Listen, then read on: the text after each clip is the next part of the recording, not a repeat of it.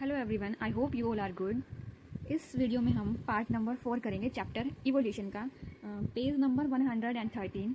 Topic है what are the evidences for evolution. तो हमने प्रीवियस वीडियो में देखा कि हमारे पास बहुत सारी रिलीजियस स्टोरीज हैं कि धरती के ऊपर लाइफ कैसे आई, कि गॉड ने क्रिएट की है, एज सच ऑर्गेनिजम्स यहाँ लाए गए थे। तो वो तो हमने देख लिया, वो सारी रिलीजियस स्टोरी हैं। लेकिन साइंस के पास क्या एविडेंसेस हैं कि धरती पर इवोल्यूशन हुआ है, तो वही एविडेंसेस जो है वो पढ़ने हैं कि साइंस के पास क्या है। Evidence that evolution of life forms has indeed taken place on earth has come from many quarters।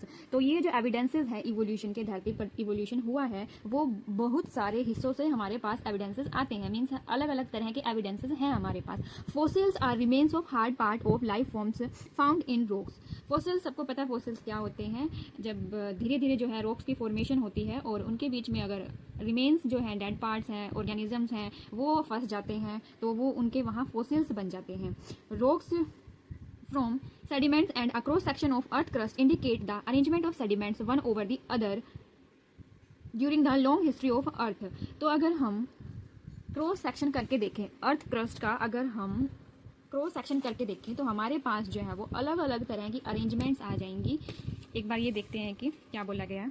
मान लीजिए एक टाइम पे ये है अर्थ सरफेस, यहाँ मान लो ये ऑर्गेनिजम्स रह रहे थे, कोई नेचुरल कैलामिटी हुई और जिसकी वजह से जो है ये एक और लेयर जो है मिट्टी की, उसमें जो है ये नीचे दब गए। उसके बाद यहाँ कोई कुछ सालों बाद, कुछ सेंचुरीज बाद यहाँ और किसी और तरह के ऑर्गेनिज्म रहने आए।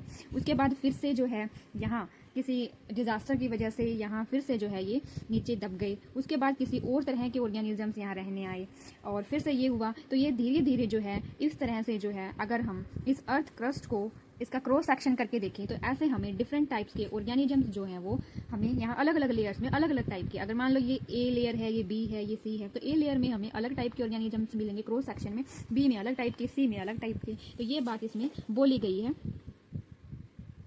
Different aged rock sediments contain fossils of different life forms who probably died during the formation of the particular sediment। यही सेम बात है। डिफरेंट टाइप्स के जो डिफरेंट एज्ड रॉक्स हैं, उनके जो सेडिमेंट्स के अंदर जो फोसिल्स हैं वो probably died during the formation of particular, जब वो सेडिमेंट बने हैं तब वो जो है वहाँ पे डाइड होके वहाँ नीचे दब गए थे। तो अलग अलग लेयर में जो है वो हमें अलग अलग टाइप के जो ऑर्गेनिजम्स मिलेंगे। Some of them appear similar to modern organism. कुछ उनमें से ऐसे ऑर्गेनिज्म होंगे जो हमें आज के ऑर्गेनिजम्स से मैच करते हुए मिलेंगे। They represent extinct organisms. उनमें उन लेयर्स में हमें कुछ एक्सटिंक्ट ऑर्गेनिजम्स में मिल सकते हैं। एग्जांपल दिया है डायनासोर्स का। Study of fossils in different sedimentary layers indicate the geological period in which they existed. तो अगर फॉसिल्स की स्टडी की जाए अलग अलग लेयर्स में, उन अलग अलग लेयर्स में, वो इंडिकेट करती है द जियोलॉजिकल पीरियड इन विच, तो वो उस टाइम पीरियड को शो कर रही है जब वो एग्जिस्ट कर रहे थे। The study showed that life forms varied over time and certain life forms are restricted to certain geological time spans। तो स्टडी से हमें ये पता चलता है कि अलग अलग तरह की लाइफ फॉर्म जो है वो टाइम टू टाइम जो है वो वैरी करती थी। जैसे बताया अभी, ए लेयर में कोई और ऑर्गेनिज्म मिला, बी में कोई और ऑर्गेनिज्म, तो ये टाइम टू टाइम जो है ये वैरी करते थे ऑर्गेनिजम्स, और वो सिर्फ रेस्ट्रिक्टेड रहे एक सर्टेन जियोलॉजिकल टाइम, मतलब कुछ टाइम के बाद वो ऑर्गेनिज्म जो है वो नहीं मिले। Hence new forms of life have arisen at different types in history of earth. तो हम कह सकते हैं कि नई लाइफ जो है वो आती रही है अलग अलग टाइम पे। Hence new forms, all this is called palaeontological evidence. तो ये जो फोसिल्स के हमारे पास एविडेंसेस हैं ये कहलाते हैं पैलेंटियोलॉजिकल एविडेंस। तो फर्स्ट हमारे पास एविडेंस आ गए हमारे पास फोसिल्स के।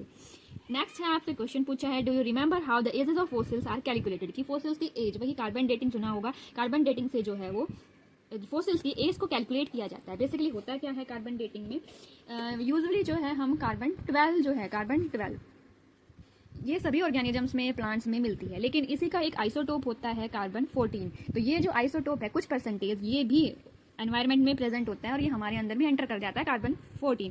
तो जैसे ऑर्गेनिज्म लिविंग होता है तो ये जो कार्बन 14 का आइसोटोप है, कार्बन का आइसोटोप है 14 कार्बन, तो ये जो है इंक्रीज करता रहता है। लेकिन जैसे ही वो ऑर्गेनिज्म डेड हो जाता है तो वो जो है ये जो कार्बन 14 है ये जो है डिके होना स्टार्ट हो जाता है। तो साइंटिस्ट क्या करते हैं, इन दोनों की रेशो कंपेयर कर लेते हैं। रेशो कंपेयर कर, अगर वो डेड काफी पहले मरा है तो उसके अंदर जो कार्बन 14 की मात्रा जो है वो काफी कम पाई जाएगी। जितना पुराना होगा उसमें कार्बन 14 उतना ही कम मिलेगा। तो इस तरह से जो साइंटिस्ट है वो कैलकुलेट कर लेते हैं कि कितनी एज रही है इस फोसिल की। नेक्स्ट है हमारे पास embryological support for evolution was also proposed by Ernest Haeckel. दूसरा जो हमारे पास एविडेंस है वो है एम्ब्रियोलॉजिकल सपोर्ट, ये जो कि दिया था अर्नेस्ट हैकल ने, और ये based upon the observation of certain features during embryonic stage common to all vertebrates.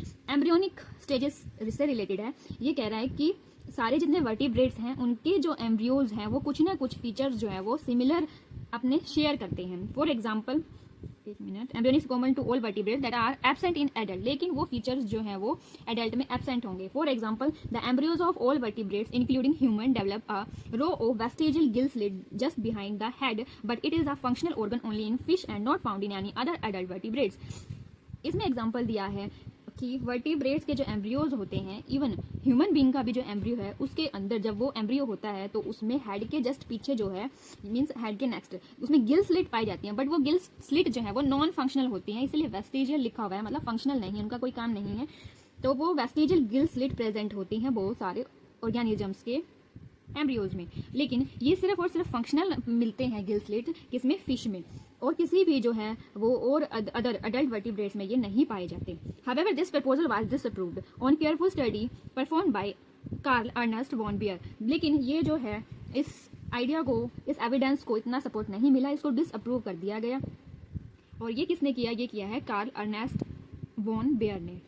He noted that embryos never पास, उसने नोट किया कि एम्ब्रियो कभी भी ये जो कैरेक्टरिस्टिक है कभी भी पास नहीं करते एडल्ट में। मीन्स ये जो एविडेंस है ये उन्होंने बोला कि कोई एक सॉलिड एविडेंस नहीं है ये, क्योंकि वो जो कैरेक्टर्स हैं वो कभी भी जो है एडल्ट में पास ऑन नहीं होते हैं। Comparative anatomy and morphology shows similarities and difference among organisms of today and those existed years ago. तो अगर उनकी एनाटॉमी मीन्स इंटरनल ऑर्गन की स्टडी और मॉर्फोलॉजी मीन्स आउटर जो उनके अपीयरेंस है उनकी स्टडी जो है वो शो करती है कुछ सिमिलैरिटीज और कुछ डिफरेंसेस जो आज के ऑर्गेनिजम्स हैं उनमें और जो काफ़ी सालों पहले होते थे उनमें। Thanks for watching.